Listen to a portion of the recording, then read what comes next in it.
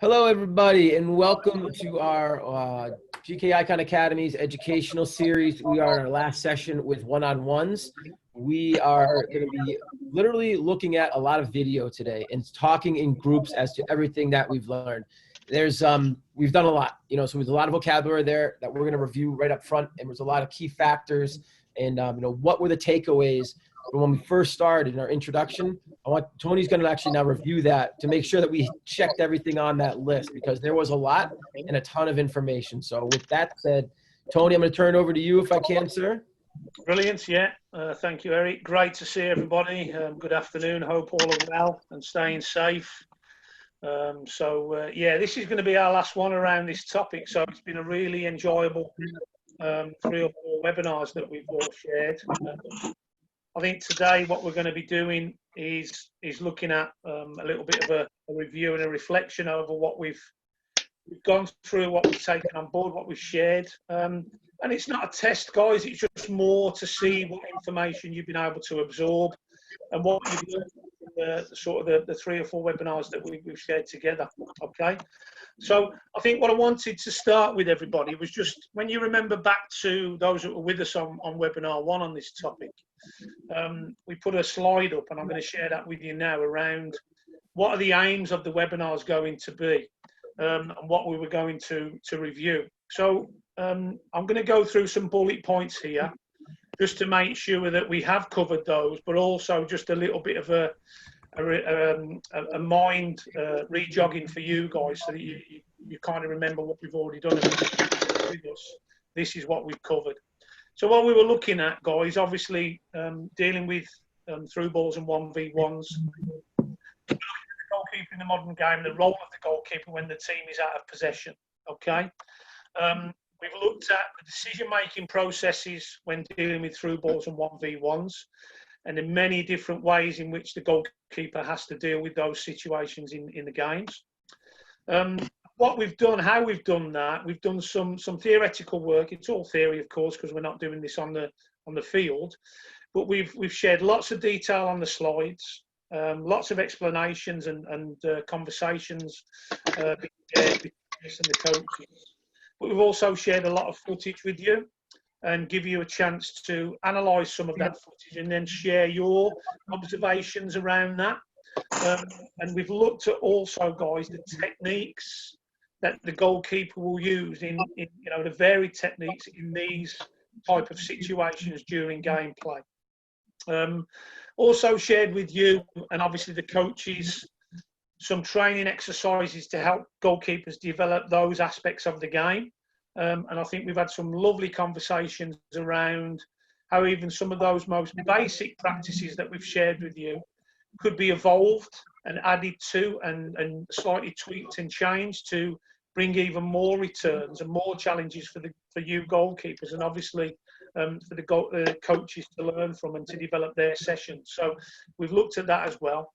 And then from my point of view, and we've discussed this as coaches, the way in which you goalkeepers have now found more confidence in being interactive, discussing things openly in the breakout rooms, but then also when we come back to review the discussions in the breakout rooms, the feedback from you guys has been fantastic, and you've not been afraid to speak up or share what you're thinking from what you've seen and observed. So from our point of view, when we look at these aims, when we set out on this short journey that we've had over the last 3 or 4 weeks, from our point of view, I think we've covered those. So now it's just a chance to reflect, finish what we're doing, really refine some of the key details and key factors, and then we can move on in the coming weeks onto our next topics.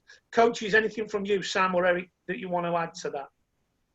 The only thing I'll add is I know we're going to get deeper with this, and knowing once we started out saying we're going to work on one-on-ones and through balls, it just seems so vanilla and like there's little to it. And as we've proven over the last 4 weeks, this is anything but. And the details that were awesome. And I loved how we not only were educating you with this, but hearing you regurgitated back after watching clips, and we wouldn't even have to prompt you. And I think that's the part of the education process that I think this is one way that we've been able to get information through to you guys, and the clips have been fantastic with you. And hearing you guys in those breakout rooms and hearing your analysis, that tells us that it's resonating. And I think once you start to learn it, then you'll understand when you try to apply it in those training sessions that we reviewed with you as well. So I'm nothing but pleased, Tony. I love the level of detail you're at and where we're going with this. So just wanted to throw those 2 cents out there. I think what's been great as well, guys, coaches, and again, when we first set up these webinars, we discussed and we've talked about what we call the 5 elements of development. And I think we haven't fallen away from that totally.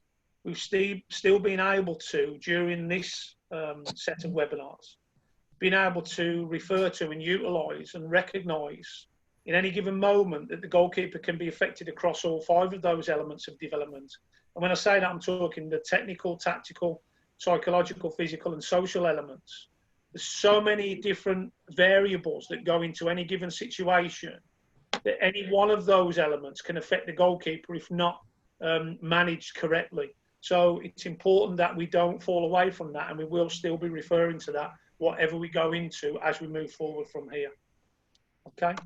So again, just a little bit of reminders, I guess, for those that have been with us on this little journey, those that have just joined us. And we've looked at many slides, we've looked at lots and lots of detail, but I'm going to try and sort of just to give you a quick reminder over what some of the most important things have been that we've looked at.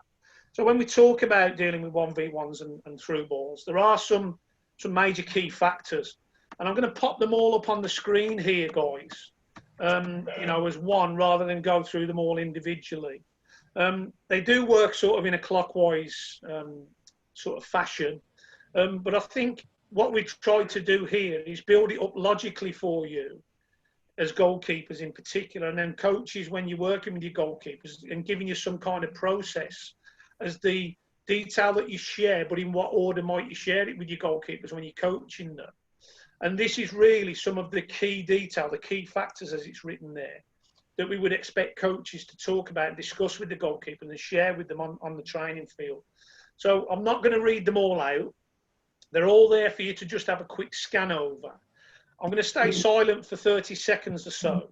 Start from the middle at the top, priority 1, work your way around, and then just try and absorb those over the next 30 seconds. If you want to take a screenshot, please feel free. Go ahead. 30 seconds.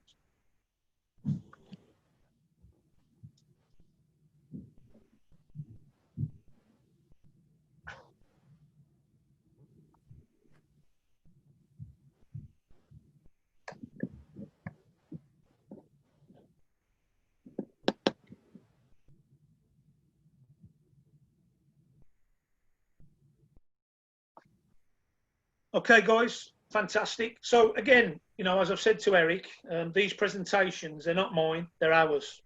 And I'm more than happy to share all of these presentations with all of you. We have broken down and gone into real depth of detail around these key factors, and that's why I'm not going to do it now. Those of you just joining us, I apologise. We've got a lot to get through.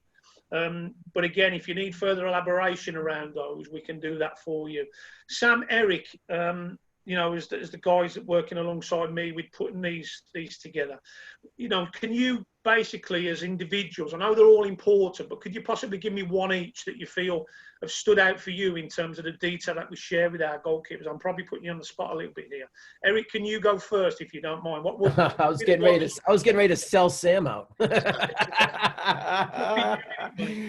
the one thing, and it might not be specifically on here, I see communication on there.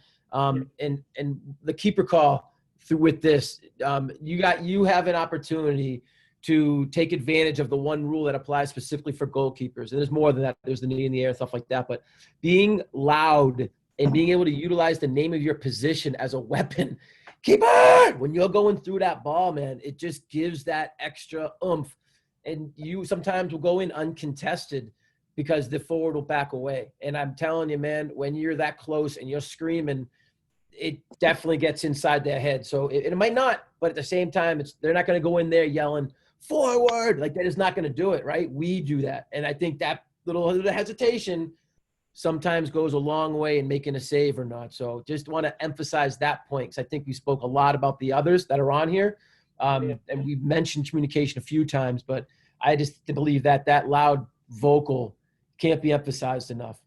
Sam, before I come to you then, just to confirm that, Eric, what that says for me as well, and I think for our teammates as goalkeepers, is that we've made a decision, we've been decisive, and for me that's a positive element, that's positive goalkeeping, that you've actually communicated the fact that you've made a decision, you're going to deal with the situation, and your teammates know that. I think the clear thing from our point of view, guys, is to make that communication as early as possible, as clear as you can, so as loud as you can, like Eric said, but also as concise as you can. Quick, short, snappy, that's all it needs to be. 1, maximum 2 words in any given situation.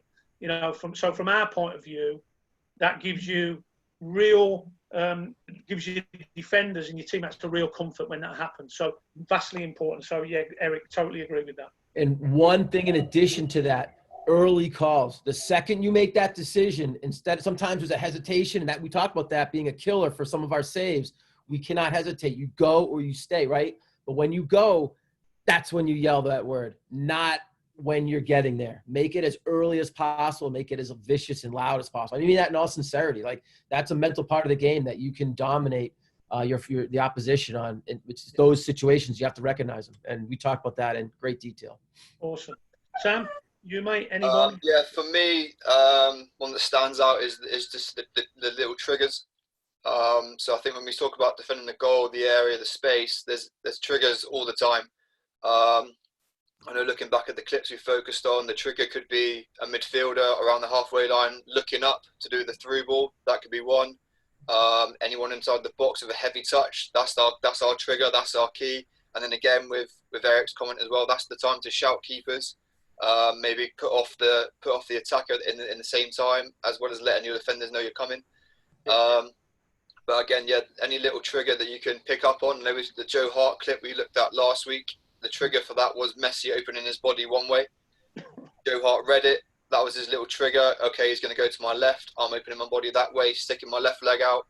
So any little triggers, any little movements you can use to your advantage. But again, that's the awareness, the anticipation, any little thing that you can put in your favour. Because again, 1v1s is literally you go down to the ground, dink over your goal, or stay on your feet, track them, go wide. Any little decision you make has to be precise and very quick. So yeah, keep it on. Great stuff, Sam. And I think, when we talk about it in real depth, we're talking about perception here as well. Yeah. And just, you touched on awareness there, but perception of what's happening, who the player is you're playing against, are they quick, are they slow, what foot do they play with, do they favour one side of the body, have you managed to have an opportunity to analyse them, to watch them? Some goalkeepers will at different levels. So all this, doing a little bit of due diligence around who your opposition may be, vitally important if you get access and an opportunity to do that. But I think you're right, and that comes down to then ultimately that decision-making situation, because you've already done your assessment of the situation in the before part of that moment. And that's vitally important. So great stuff, guys, great stuff. So fantastic there. Keepers, you're going to get a chance to sort of throw your 2 cents in amongst all this. So don't worry about that. And obviously the coach that joined us, the likes of Kevin and so on. Okay. So what are the techniques then, guys, that we've been focusing on? Okay, so I'm going to share with you here what we have been focusing on, and obviously what we've done with, all the way through this. We've given you written text as detail. We've given you images, still images. We've given you video clips. So many different ways in which we can share information and detail with you, because everybody learns in a different way. So it's important that we try and give you as much depth around the learning process as we possibly can. So we've looked at smothering the ball. Okay, so obviously, we've talked about, again, the detail around this. We've showed you lots of video clips around this. We've talked around diving at feet.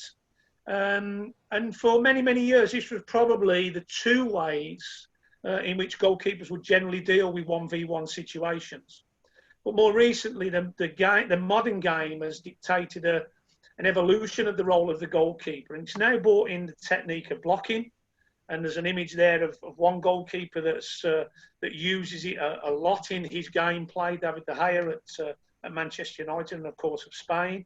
And then we have the skill of spreading, okay? And then you see there a goalkeeper, Manuel Neuer of Munich and Germany, who uses it to great effect on regular occurrence during games. So we now have 4 different ways, in which we would term the way in which we deal with the 1v1. And we have shared detail and information and video on these different types of techniques.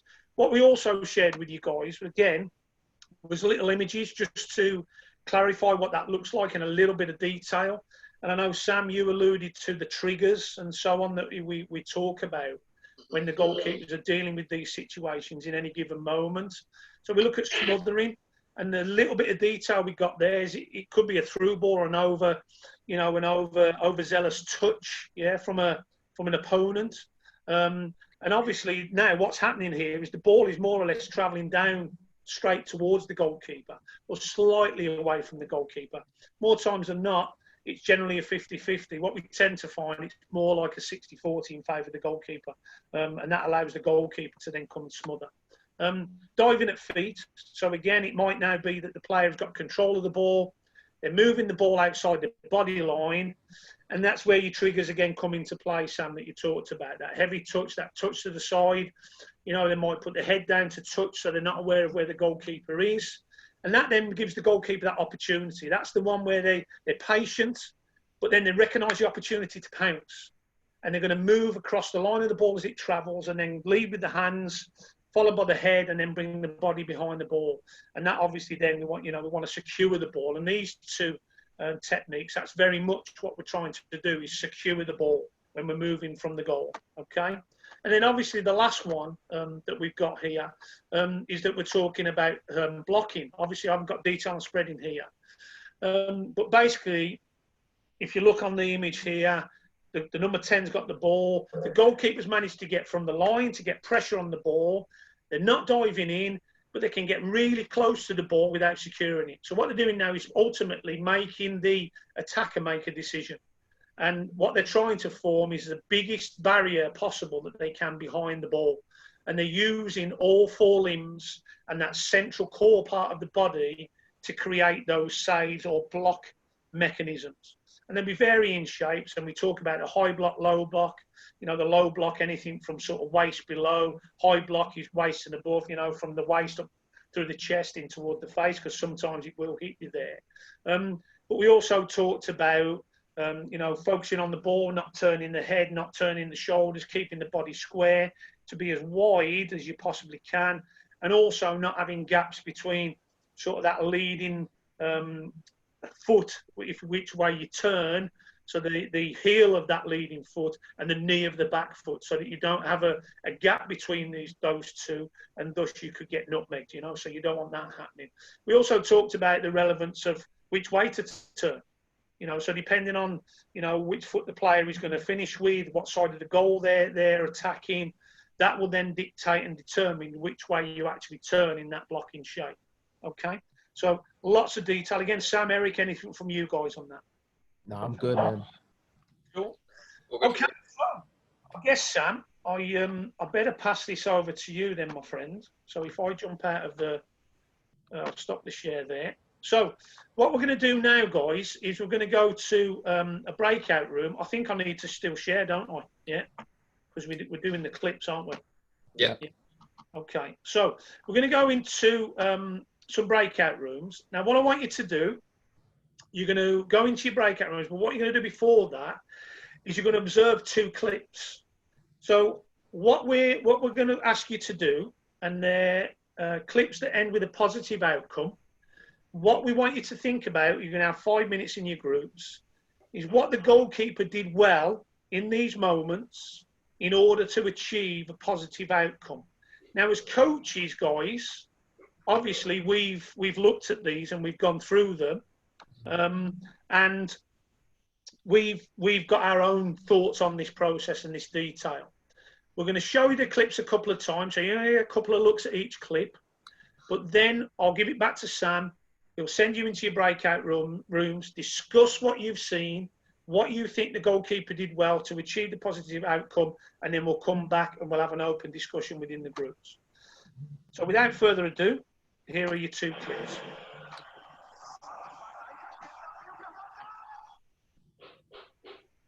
Ooh. Clip 2. Okay, I'll show them again. Clip 1. First save, second save. Clip 2, same game, same goalkeeper. And I'll put them on once more. Give you 3 looks at it.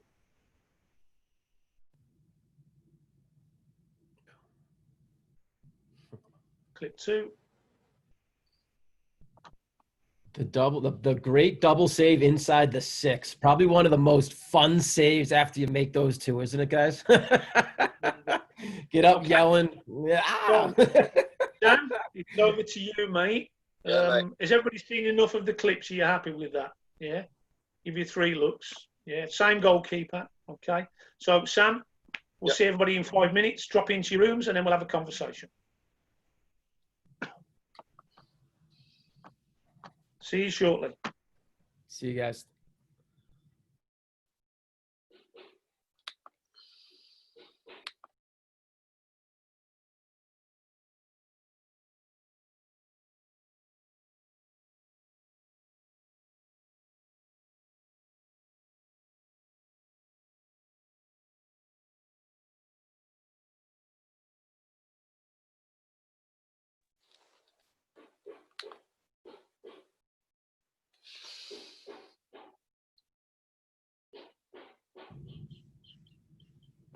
Right.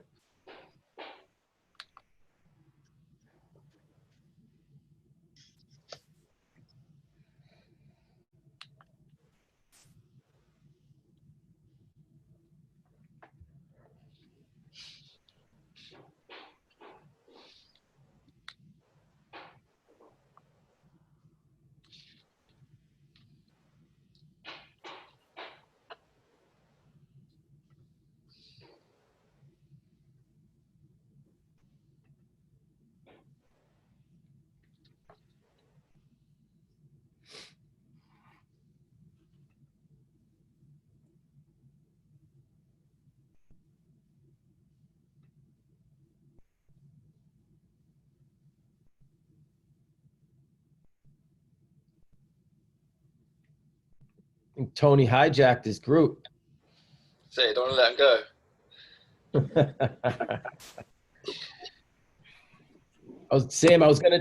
Tony, we were just discussing that you hijacked your group, and I was gonna tell Sam, like, I was getting ready to put down a bet on the the under of those 30 seconds and letting the kids not talking for 30 seconds. What I did was a bit of guided discovery, a bit of question and answer. So we got loads of interaction from the goalkeepers in our group, didn't we, Ash?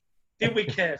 Do you want to see the clips? Let's start it off then, man. Where everyone's here, right? All right, let's start it off then. Tony, let's start with your group. If they're so good, prove it, man. Let's talk to you about that first double save. I'm going to specifically start with Ashley. You knew that was coming. Go on, Ash. Tell me about that first double save, Ashley. So the goalkeeper did do a double save, and it was an identical double save of a spread save that he made. But at first, we could see that he was observing the ball and didn't quickly attack to it. He was sitting on the ball line, waiting for that attacker to make a mistake. Then he went to strike for a ball.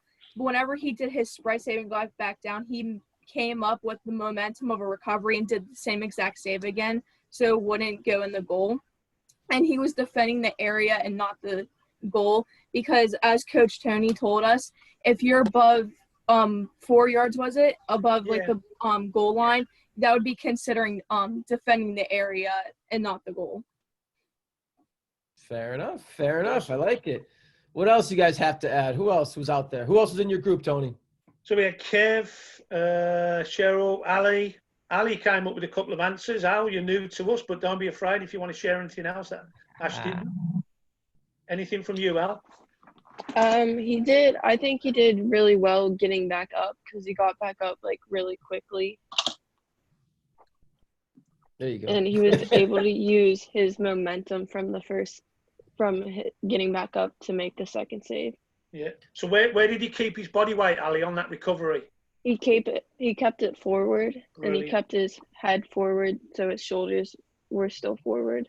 Brilliant. Brilliant. Allie, hypothetically speaking, if he's leaning backwards and it hits him in the chest, potentially where could that ball end up? In the goal behind him, Why?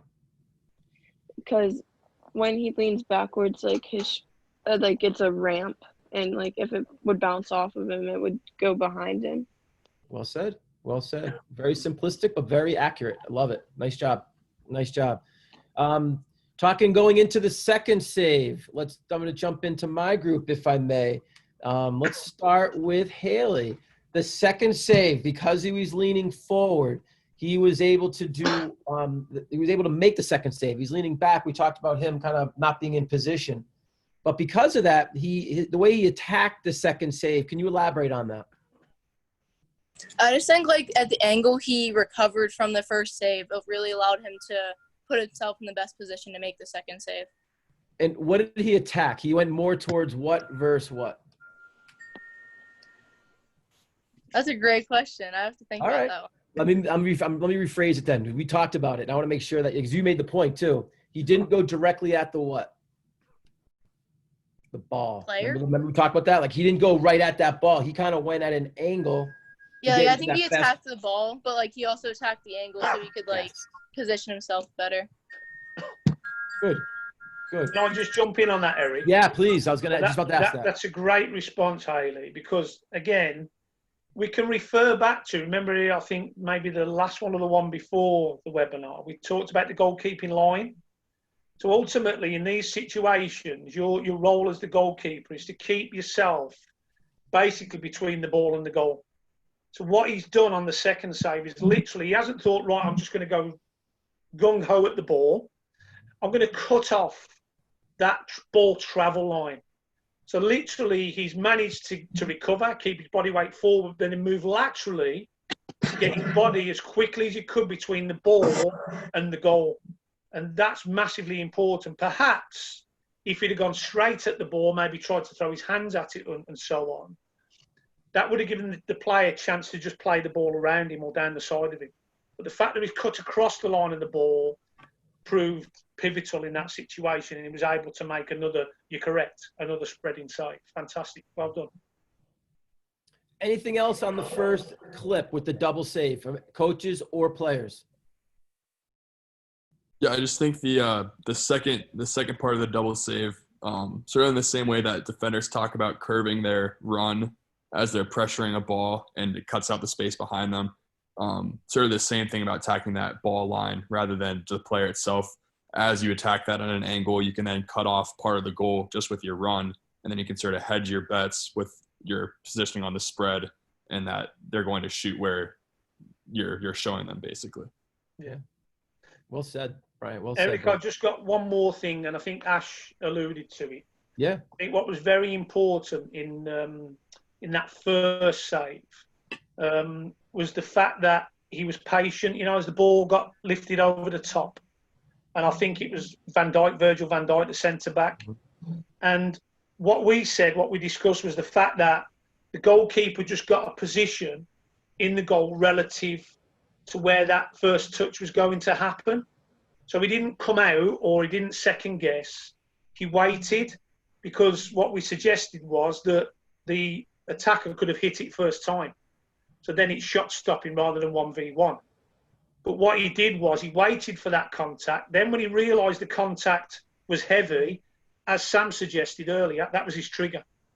That was his trigger to now come and use that spread technique, because that was probably his best option in that moment. So that's what they discussed. Yeah. We actually went into detail on the triggers too. Rick brought up a couple good ones, and you said them, so I'm not going to repeat them. But yeah, that was a good discussion in our group as well. I'm glad you brought that up. Cool. All right, let's move on to the second clip. It was let's give Brian. I'm going to start with you, brother. Give me the breakdown of what happened in the decision-making process and the patient goalkeeping and the timing. I just threw a lot at you, but I know you can do a good job with this because we discussed it in good detail. So I'll let you go with that, sir. Yeah. So my video is a little bit choppy, so I'm going to base mine off of what our discussion was. But the main thing that we looked at was the starting position. And then obviously the timing, those two sort of work in tandem.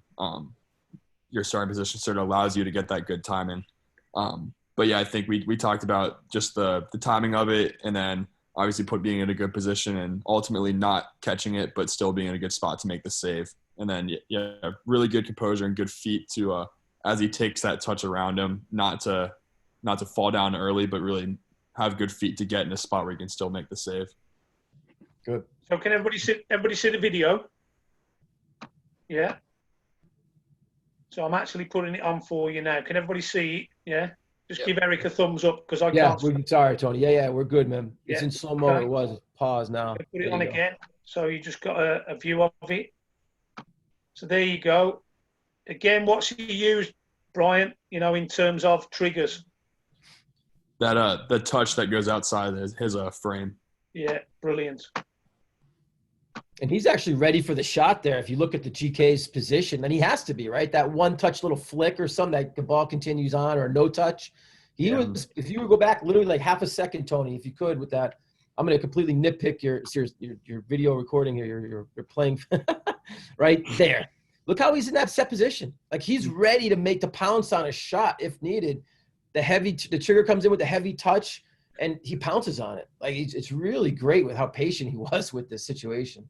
Yeah. And I'll also say that you can sort of see how good of a set position he is, because if he's set and leaning backwards, he's not able to then adjust to that touch. That's a great analysis. So we have that little saying, don't we? Nose over toes. Yeah. So his body weight's forward, his nose is slightly over his toes. Yeah.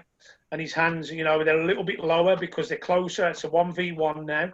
So he doesn't need his hands up high, does he? So I think he's dropped his body down a little bit lower again because the ball's on the floor. But I think what we also discussed, Eric, that he really recognises his own frame. So he's very self-aware. Does that make sense? He knows how big he is, big guy. He knows that he doesn't need to shuffle or move across. He literally pushes off from that standing position and launches himself across the ball. Yeah. Great save. It's another really good save. Yeah. It's that big stretch of that right foot as well going forward. Just narrows that angle down that little bit more. I don't know if you can see it going on now. As soon as that heavy touch comes now, it's that big step there. Oh, where's he got the push from, Sam? He's gone body weight forward, and that right leg there, and he's almost at that angle where he's closing down the shot, just with that one big step. He's used this outside leg for balance, hasn't he? Yeah, definitely. And just to give him stability, and then obviously now he's planted down onto this right foot. Can everybody see my cursor? Yeah. Yeah. He's planted down onto that, and that now is going to give him that drive. So now, literally, we're using although it's a 1v1, we're now using our diving technique. Yeah. So that's how your technical situations, your technical elements are actually dovetailing together now. So this is a 1v1 situation, but that's why we term it diving at feet, because that's what he's now doing. So in the first clip, you saw two fantastic spread saves. Now you've got the opportunity to look at a totally different situation with a diving at feet, And I think understanding that terminology, but also recognizing when, where, how, and why we're using them is vitally important. Do you think in this situation, guys, that he was contemplating trying to secure the ball, or do you think he just wanted to move the ball? My group, we talked about this. What's your thoughts, guys? Is he just blocking that? Is he trying to secure it? Is he just trying to get it away from the goal? I think it's a little bit grainy, but I think just the way that his hands are positioned and the way that his body is just he's almost like a plank, and he's just trying to block the ball. That's what I see. Yeah, and I think because of the way his body weight came down, I think it's probably going to be a little bit difficult for him to secure as well. I also think when you look at that, let me just get to that point. Look at where he pushes it, because totally aware that there's another player here, Liverpool player. Notice where the nearest defenders are. So if he spoons that ball out here, there's probably a chance that the Liverpool player is going to pick it up first. Yeah. So he's got to be really careful with that, but also he's got to recover quick enough. Does that make sense? Yeah. So, we'll never know whether he was trying to secure it or not. But that's the importance also of when we're working with teammates, of defenders. Look at where the defender is now. Yeah. Defender's back on the line. So in other words, the goalkeeper's left the line. That defender now has got back on the line, so that if this player picks the ball up, you've also got cover on the goal line now. Yeah. So, guys, that's a great tactical point from Tony right there. And I don't know if you guys, if that's coached with your teams, respective teams, but if not, maybe you have a one-on-one with some of your back line about something like that. Whereas hey man, if I'm going and my guns are blazing, I'm coming out strong, don't be afraid to get back behind me and protect the goal, right? Like sometimes that's not said, but it needs to be said, because I think that situation, it's only going to happen a few times, hopefully, right? But they need to understand it so they can do it, as opposed to think about it after the fact. Yeah. Because that means a goal was conceded in this exact situation and they didn't know what to do. Of course. But it also makes you think, you look at, again, perception awareness. Yeah. Is he aware of this player's movement here? The fact that he knows he's making a path here, but if the ball comes out here, this player's now got to divert away from his path. So it just gives him a little bit more time to recover, knowing that there's also two defenders to get around him. I think just, perception and awareness in those situations are hugely vital, guys, And Eric, we've already talked about, that constant checking and scanning, in given situations, not taking your eye totally off the ball for long periods, but trying to get as many interchangeable and different images from the situations that are happening around you as much as you can. So checking and scanning away from the ball are vitally important, because then you get a clear picture of what's going to happen in any given moment that you're on the ball, whether that's in possession or out of possession. Everybody okay with that? I think there's one more thing, Tony. I think in the second clip here, I think one of the defenders might have put his arm up for offside. Yeah. Obviously McCarthy doesn't do that. I know some keepers do the same. They appeal for offside, but I think his hand goes up there. But McCarthy's eyes are on the ball. They're not looking at anything else. He's looking and anticipating that move, not worrying about whether he's offside or not. He's still got that job to do. Yeah. If the whistle goes afterwards, then fair enough. But just to have that awareness for not putting your arm up, not getting involved with what the defenders might think's happening. I know a few keepers in the past have done it. Barthez being one of them, maybe West Ham a few years ago. And he got started past him. But just to have that awareness of not getting involved with what he think might have happened, but just to keep that awareness and deal with the job in hand. And then if the whistle does go for offside afterwards, then he knows that he's done his job anyway, so he doesn't have to worry about it. And I think this clearly shows, guys, how much importance of a collaboration between goalkeeper and defenders is, and basically finding any way to defend the goal and keep the ball out the goal. So we must be able to be in practices, guys, where these kind of situations arise, so that you can make those connections with your teammates and then understand what kind of decision-making processes you're all going through. And, of course, the communication part then with your teammates. So that's important. Brilliant. Should we have another look then? Another set? Mm-hmm. Everybody okay with that, Eric? Yeah? Yeah, absolutely. We have between this and the bloopers and then those other, the space. Yeah, so what we got here, after this, we've got the quiz. If you need the bloopers, we can do them. Yep. If not, we can finish. Perfect. So what I've done with these guys, two different situations. I've got two different goalkeepers now, one male, one female. So we've got some from the women's game. What I want you to do here, the outcomes are more negative.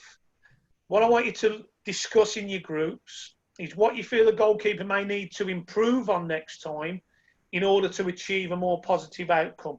So we're not trying to sort of be detrimental to these goalkeepers, but we're just trying to analyse ourselves. If we were in these situations, what might we do differently to maybe end up with a more positive outcome? Okay.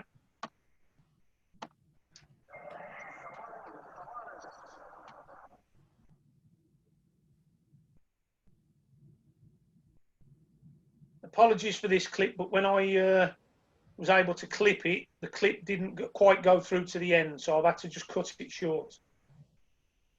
But the ball does actually go in the goal. Okay, I'll play them again. We'll let you have a look at them 3 times. Clip 1. Clip 2.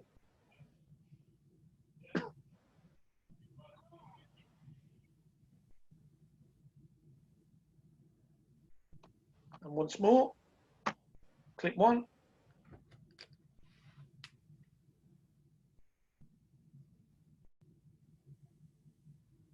Clip 2.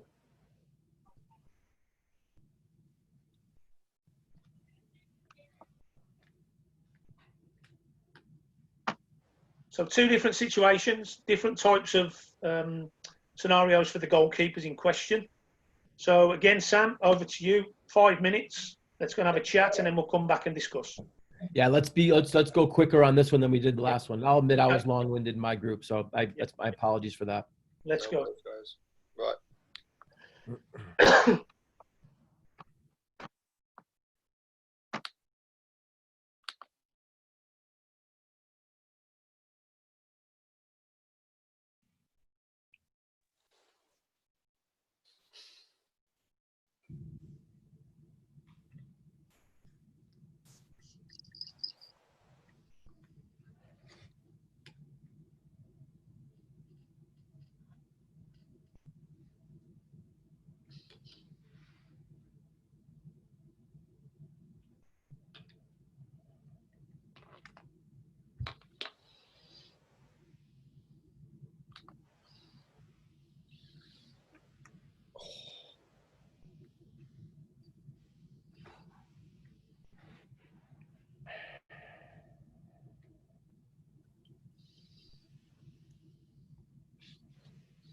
He's holding on to him again.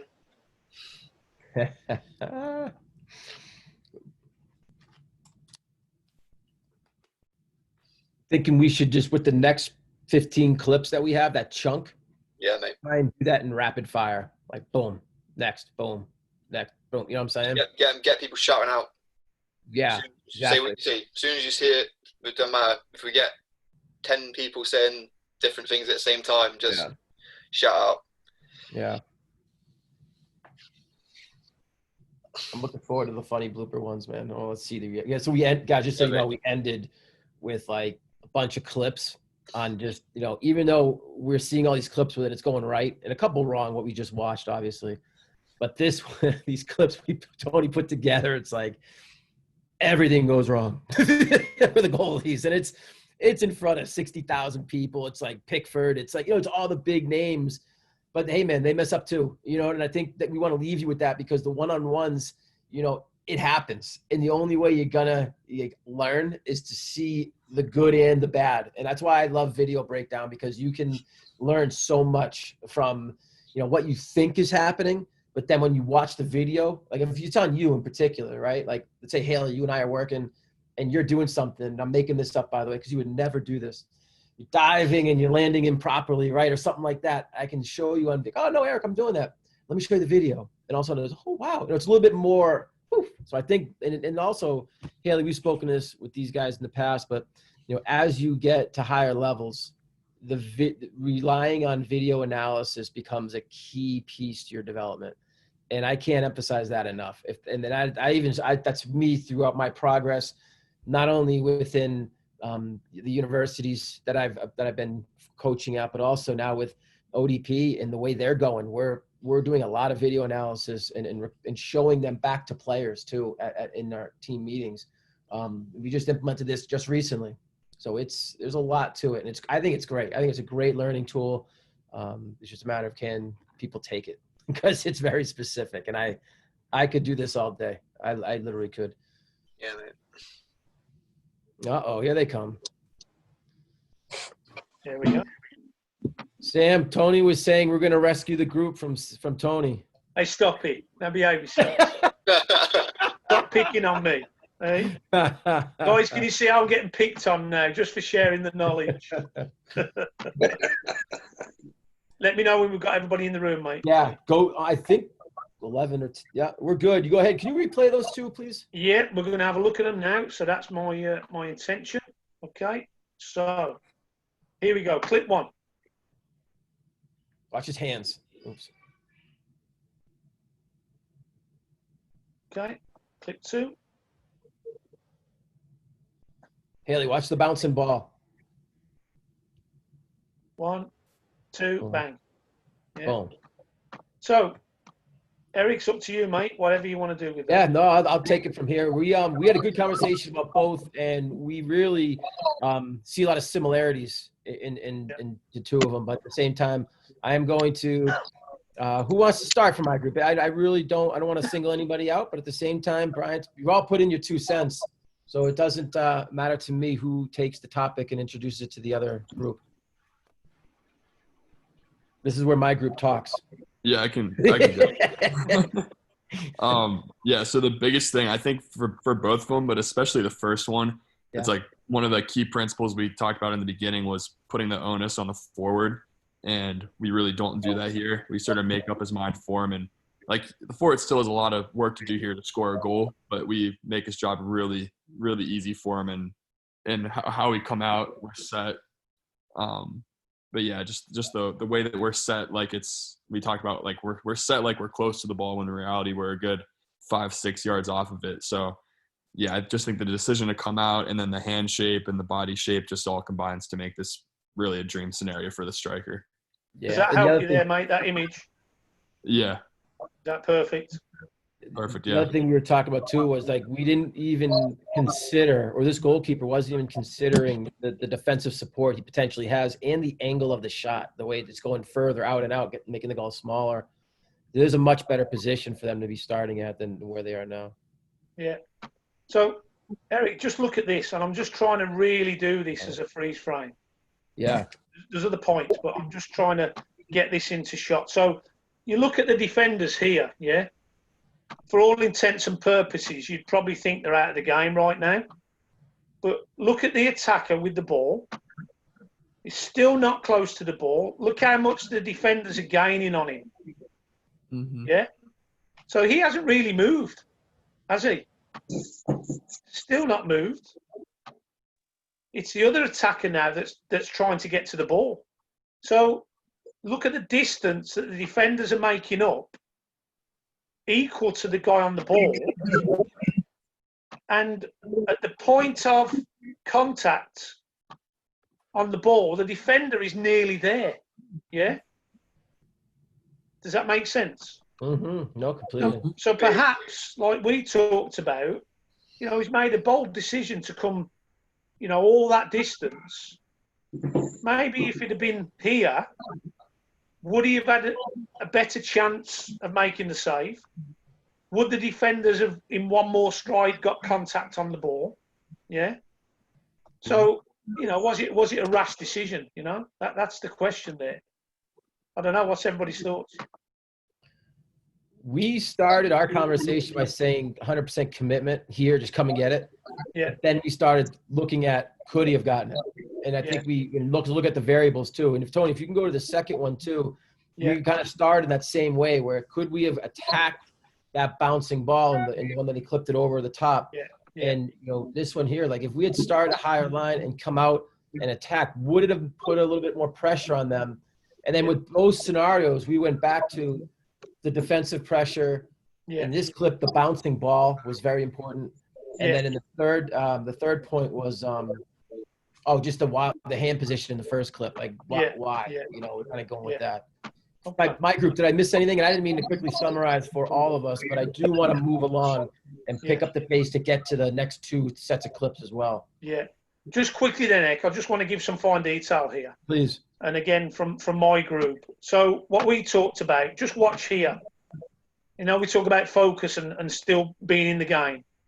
So this is from when the ball was transitioned. Look at the goalkeeper, guys. What's he doing now? Anybody notice that? Telling the defenders to get out. Is he remonstrating with someone?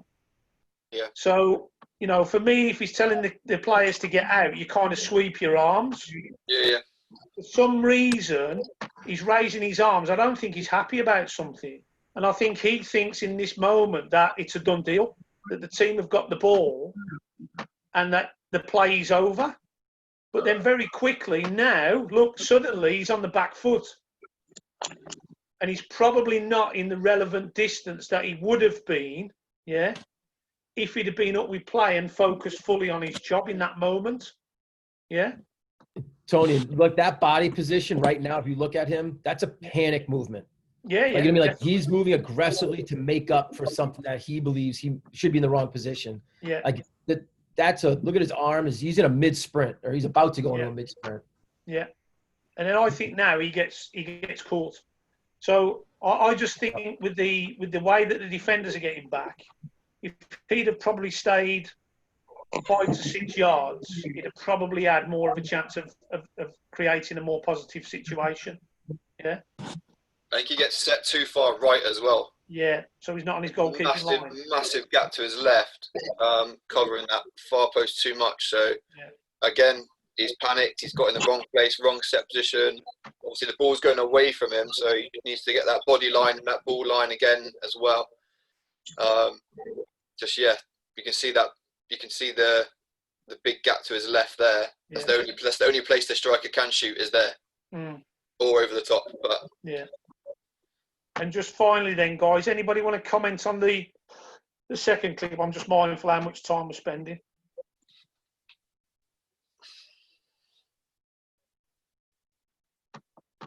Anybody's thoughts? Probably just starting position for me. Go ahead, Sam. Go ahead. Yeah, the start. You mentioned the starting position, I think. Yeah, mate. Just where the play actually starts from is obviously just inside their own halfway line, and you can see she's not even in shot now. Not in shot there. Yeah. She's only just in front of our 6-yard line when the ball's on the halfway line. Yeah. So again, it wouldn't make a difference if she was just inside 18, just outside 18, maybe. Yeah. But again, so I think she'd just taken a goal kick, hadn't she? Probably looking at that angle now, maybe it's a thing. Once the goal kick's taken, if the first contact's here, where do we think the goalkeeper should be in relation to the ball? Then, guys, think about, we talked about defending the space earlier on in our webinars. What's your thoughts? Top of the 18. Say again? Up at the top of her 18. So she would be that high, you think? Yeah. Right, okay, so she's just a goal kick, but you'd want her to get to about 18. Well, yeah, I mean, like moving her way there. Maybe not there at this moment, but in there. Good. So I'd suggest somewhere between 12 to 15, yeah, at this point. Because, again, there's no telling where that ball's going to go. So, but definitely, Bryce, she needs to be higher, So she needs to be more aggressive. And I think that's that. We talked about the before, during, and the after. So she's already done the during. The during is that strike, isn't it? So she struck it, but now the after part is vitally important. So actually then getting that relative position and distance to the ball becomes very important, and doing that quickly. Yeah? So well done, mate. Good stuff. And again, some keepers will be more aggressive than others. Do you know what I'm saying? But I think by being in that position, it doesn't help her, does it? So that's the play. Anybody else want to comment on that? Anybody thoughts on this part here? There's no urgency, is there? No start position, no front foot forward, no anticipation, just arms by the side. Yeah. Look at her body position right now. It's just so relaxed. Literally just standing there. Yeah. And that bouncing ball, to me, is the entire should be the whole focus for her. Like, she should be back setting right now, knowing that's a heavy bounce coming up after. If she's not touching this ball, there's a heavy touch coming up, and it's absolutely going to be a one touch off of that because of the two defenders surrounding her. She was in a horrible position. She should have been literally under. This should have been calculating in her head right now. She doesn't even look like she's involved in the play. She starts going now for some reason. Yeah, and she should be going the other way to our point. That ball's bounced and she started to move. Now, the other thing, look at the defenders. You've now got one defender actually in front of the attacker. So would anybody agree with me that in this situation, she's probably better off holding about 4 yards and letting the defenders deal with it and just waiting for the shot. Yeah. Would you agree? Yeah. Absolutely. I think by going now, look, that's where she ends up. Actually 7 yards out, leaving all that space. I think the key with this, Eric, Sam, is decision making and also your work before. In other words, your support, your distances, your angles, awareness and perception of the situation, and not getting caught in no man's land in this situation as she has. Yeah, and the last point about the bouncing ball, majority of shots coming off of a bouncing ball is a top spin that dips down. Yeah. So the area, I say at the third, like there's your right side, there's your left side, there's your top side, your shoulder blades to your upper corners. Like that's a huge window. And look at the window she's allowing this to be shot at compared to the left and the right. And bouncing balls, that's where they're going.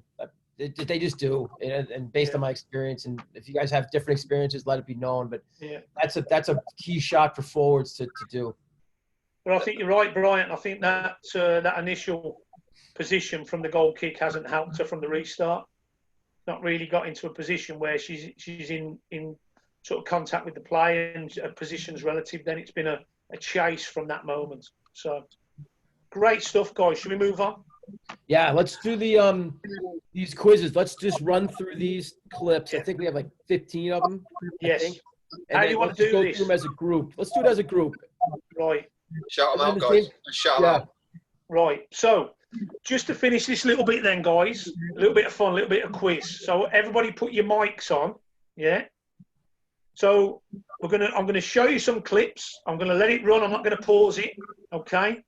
In one of the clips, there's a double save, so be aware of that. There's 2 actions. What we want you to decide, and don't be shy, it's up to you. These are your answers, what your understanding of this is.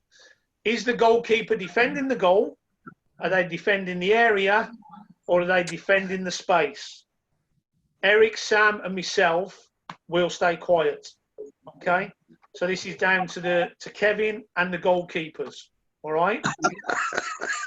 With each given action, I'm showing you the image here. Defending the area, defending the goal is the red one. Defending the area is the yellow. Defending the defending the space is the blue. Okay. So think about what actions the goalkeeper is creating in these moments as 15. In your view, where are they saving it? What are they defending? Shout it out. Here we go. Get ready to shout out. Don't be shy. Yeah, I want to hear this too, guys. Clip 1. Come on. Beat y'all. Goal. Defending the area. Oh, defending the goal. Go. That's Good. dubious. What's this one? Defending Defending space. Yeah, I'm beating all. I'm crushing you all. Look at this. Get in there. Area. Defending the goal. Area. Here. What do you think? Good. Come on. Keep going. Next one. Area. What's he doing? Area. Base. Space. Space. Yeah. I love that play. That play isn't Area. practiced enough. by the way. Area. Brilliant. Area. Area. That could Area. go both too. That could be defending the goal too. No. Shush. Area. Brilliant. What a save. I love how he got faked out and then he got What's that one? Balance. Goal. Oh, somebody said goal. Interesting. Yeah. That one is, yeah. Area. Area. Area. Area. Goal. Goal. Goal. Goal. Yeah. That's a good feeling too, right there, isn't it? What's that one? Area. Yeah. Okay. What do we think, coaches? Did we get there? Not too bad. Yeah, with a little provoked, and we got him going. We got to provoke him, but we got him. Okay. So, should we give them the answers, the coaches' answers? Yeah, let's do it. Let's got to Yeah, be quick here we though. go. I Right. liked how that went. That went nicely. So we'll take it in turns, coaches. Sam, you're on first. What's this one? Can't see it. Have you seen that? It's frozen on me. Did it freeze on you? Yeah. Mm-hmm. Okay. Clip 1. David De Gea. Goal. Did you get it? Goal. Yeah, defending the goal. Good. Clip 2, Eric. This one's the area. Brilliant. Yeah, Jordan Pickford defend the area. Right, I'm on. Right, that one's defending the goal. Yeah. Oh, go back on it, Tone. It's playing games with me. Yeah, it's playing games. So I got the next one. Okay, so that one's defending the goal. That one is what? What did we say, Sam? Oh, he's froze. Yeah, honestly, I we think said that the area. Why did we say the area? Who said the area?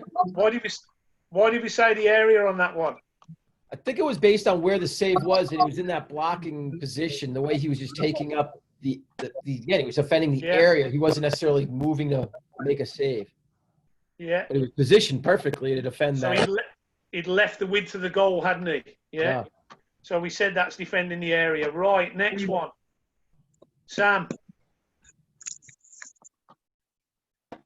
That's the space. I'll take that if he's not there. Yeah. Right. This one, we got defending the area. I think everybody got that.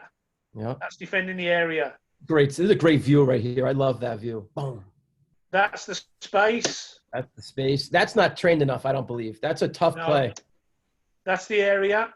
Yep. That's the area, Eric. Well, yeah. Area. Yeah, this is a great save too. I love those saves as well. Yeah. Just don't ever stop on a play, guys. I'm not kidding. That was awesome. I love this one. What do we think about that one, guys? What's your thoughts on that one? He didn't go down too early. Anybody want to comment? Yeah, Charlie. I think it was Charlie. Charlie, you say that? He went down a little too early when he went to his left. No, Aston said it. Ashton, sorry. Right, what did you say? He didn't go down too early.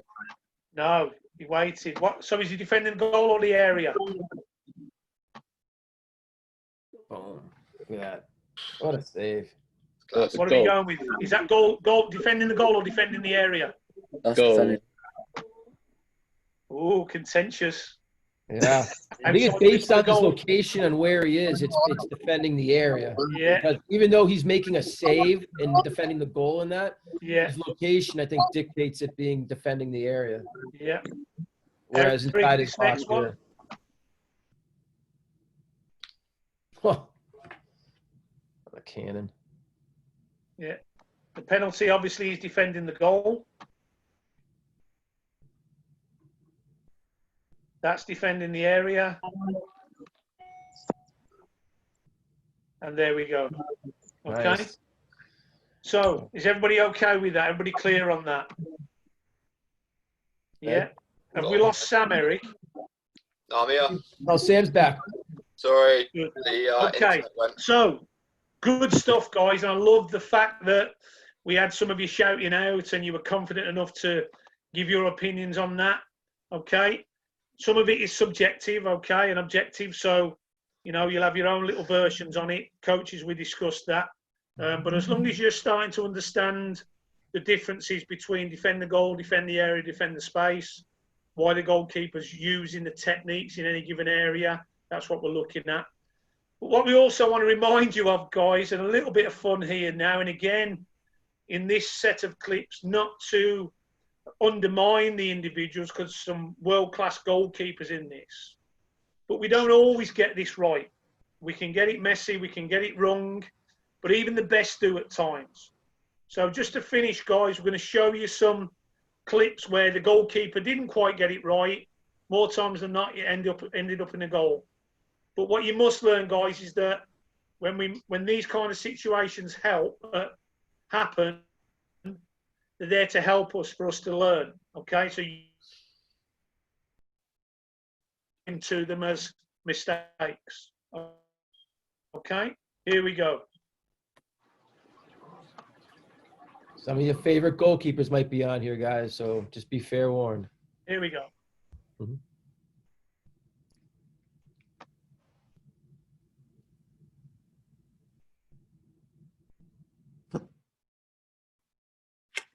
Look, it didn't result in a goal.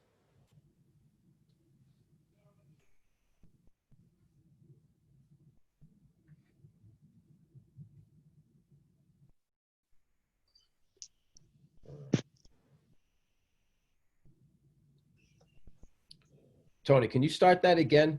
Hello? Tony, can you start that? You there, Tony? Yes, like I think Tony's frozen on us here. Yeah, he'll be back in a sec. There we go. Did I lose you guys? Yeah, yeah, you did. That's okay. Yeah. If you could just jump back onto that and just hit play again, because it literally went to like two. No, we didn't see Get any of that? No. No. Right. I mean, now. Are you there, guys? There you are. Yeah. Okay.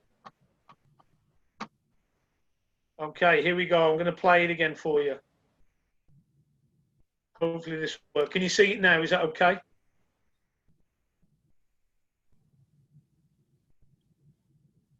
Bit better. Yeah. Are they coming through? Choppy, but yes. Everybody got them? Yeah, it's better. Ederson. What is Ederson doing? This is where we all yell at our teams that we hate. Man City right there. Sorry, Ederson. There we go. Pickford. Someone just doesn't like Pickford. Too many Pickford clips. I picked out what I could find, unfortunately. Uh-oh. I'm seeing a trend. Yeah. Again, like I said, not to the detriment of any individual goalkeeper. Purely subjective and there to see. Yeah. Here we go. I think this is one we may have seen before. Yeah. Yeah, we did see this one. I'm down in that situation, aren't you? So guys, yeah, basically, from my point of view there, what I wanted to share with you was some clips of obviously some leading goalkeepers in the Premier League in England, of course, some world-class goalkeepers. But just to help you understand that even though we train so hard, we work so diligently, on occasion, we may get things wrong. What you'll understand and know about these guys, the top professionals, that's what defines them, is that they don't dwell on those situations. They learn from them and they move on. It won't stop them from trying to make those decisions in the future and being brave with their decisions. And that's something as goalkeepers that you must understand, especially in 1v1 situations, that at times you will make a mess of it. At times you won't quite get it right. But please don't allow that to stop you making those big decisions and trusting your instinct and your gut sometimes and being brave in your decisions. Okay? There we go, Eric. Yeah, I'll just add to it and kind of put an intro into the next topic, because I think they kind of go hand in hand with this age group. You guys are at a point now where the game's changing. You know what I mean? Like the modern game, right? And being outside the box and playing with our feet. Like we're trying to get all those subjects that are going to be new to you and you're going to be expected to do as you progress into the more developed, more mature stages of your career. Not only from video analysis, but also the topics at hand, playing with your feet, distribution, one-on-ones, and being outside the box, defending the space, area, goal, and understanding why you have to be in different places for different types of saves, and the key elements behind that. And that's not probably new to you, but it's something you're going to see more and more as you continue to play, and which is going to lead us into another topic. Is that our next topic is going to be, Tony, I was going to do a quick 10 seconds and turn it over to you with this intro, but regarding our next topic, I have written down dealing with balls from wide areas. So just how are you thinking about it?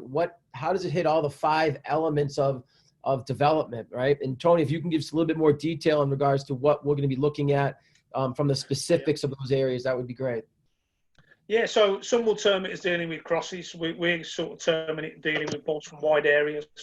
But balls delivered into the area, in and around the goalkeeper, looks differently to what it did 10, 15 years ago. You know, balls are now delivered, they're whipped in, they're clipped in, some are driven with heights, they're pulled back. Lots of different ways in which the ball now is delivered into the box in an attempt to score. Also thinking about set plays. So we're going to also add into that dealing with set plays from wide areas.